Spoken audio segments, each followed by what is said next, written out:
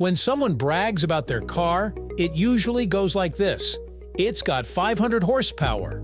And instantly the assumption is, this thing must be insanely fast.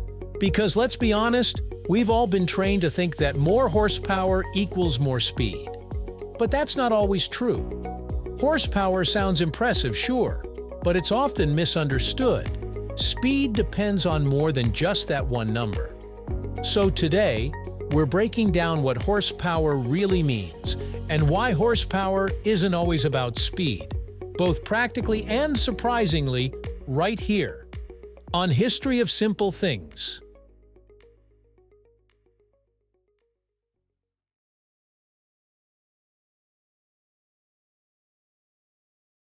Let's start with the basics. What is horsepower? Horsepower is a unit of measurement. Specifically, it measures how much work an engine can do over time. The term goes all the way back to the 18th century, when James Watt needed to sell steam engines and wanted a way to compare them to the work horses were doing at the time, literally horses. So he calculated that a horse could turn a mill wheel with a specific amount of force over a certain time, and voila, horsepower was born. In numbers, 1 horsepower equals 550 foot-pounds per second, or about 746 watts. So when a car has 400 horsepower, that means its engine can do 400 times that amount of work per second. It's impressive, sure. But again, that's about work, not just speed.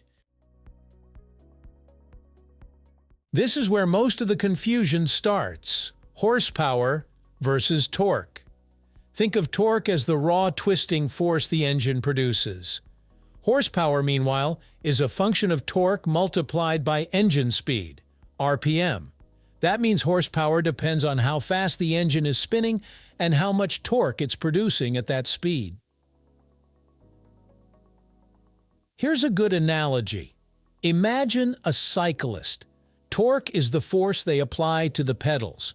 Horsepower is how fast they can pedal while applying that force. A strong cyclist might be able to push hard, torque, but if they're not spinning those pedals quickly, RPM, they won't generate a lot of horsepower. So when you hear this car has 600 horsepower, remember, that figure is calculated, not just raw power you can feel instantly. It's impressive, but context matters. Now let's talk speed. It's easy to assume more horsepower equals more speed, but that's only part of the story. Top speed and acceleration depend on a lot of other factors too, like weight. A car with 500 horsepower that weighs 2 tons might accelerate slower than a lighter car with 300 horsepower. Aerodynamics. If your car's shaped like a brick, it's going to struggle at high speeds no matter how much power is under the hood. Gear ratios. These determine how engine power is delivered to the wheels. A car tuned for quick acceleration might run out of steam at higher speeds. Traction. All that power is meaningless if your tires can't grip the road. That's why powerful cars with poor tires can feel sluggish or spin out. So yeah, horsepower matters, but it's not the whole picture. Let's say you have 2 cars. One has 700 horsepower, but peaks at 8,000 revolutions per minute. The other has 400 horsepower, but reaches peak power at 3,000 revolutions per minute. In everyday driving, the second car might actually feel quicker. That's because its power is more accessible at lower speeds. You don't need to redline it just to get moving. Usable power is often more important than peak power. That's why cars like the Subaru WRX or the Volkswagen GTI feel quick, despite having modest horsepower ratings. Their torque and horsepower come in early and stay consistent. So when someone says, "This car only has 280 horsepower," you should ask, "Yeah, but where in the rev range does it come in?" If you really want to understand why horsepower isn't everything, just look at electric vehicles, EVs. EVs deliver peak torque instantly. That means even a relatively low horsepower Tesla can smoke a gas-powered car with much higher horsepower off the line. No waiting for revs to build, no gear changes, just instant power to the wheels. This is why the Tesla Model S Plaid can outperform many supercars in a drag race.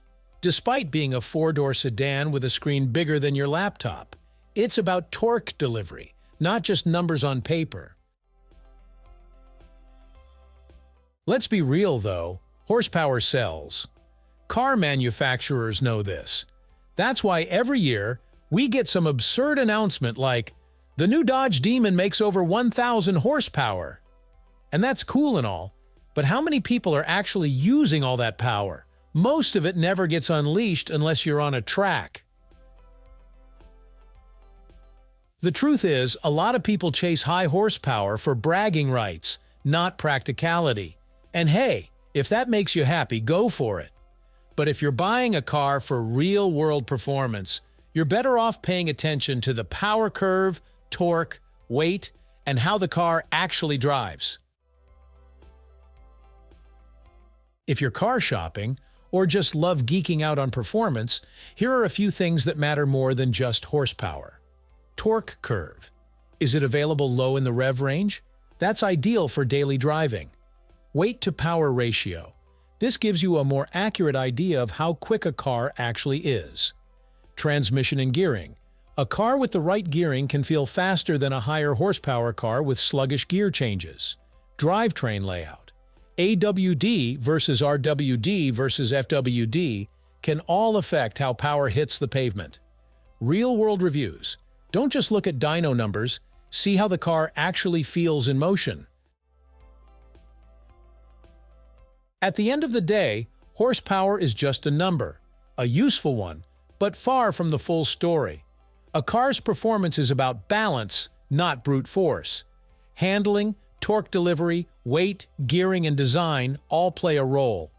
And sometimes the car with less power might actually feel like it has more, especially in the real world. So the next time someone tries to impress you with how much horsepower their ride has, ask them, "Cool, but how does it drive?" Because in the end, what matters most isn't the number on a spec sheet, it's the experience behind the wheel. Whether you're cruising through traffic or carving up a back road, how the car feels, responds, and connects with you says far more than a three-digit horsepower figure ever could. Thank you for watching. If you have suggestions for our next video, feel free to share them in the comments below. We'll be sure to give you an acknowledgement for your contribution. Thank you for joining us on this journey through the history of simple things. Don't forget to like, subscribe, and stay tuned for more stories woven through the smallest details.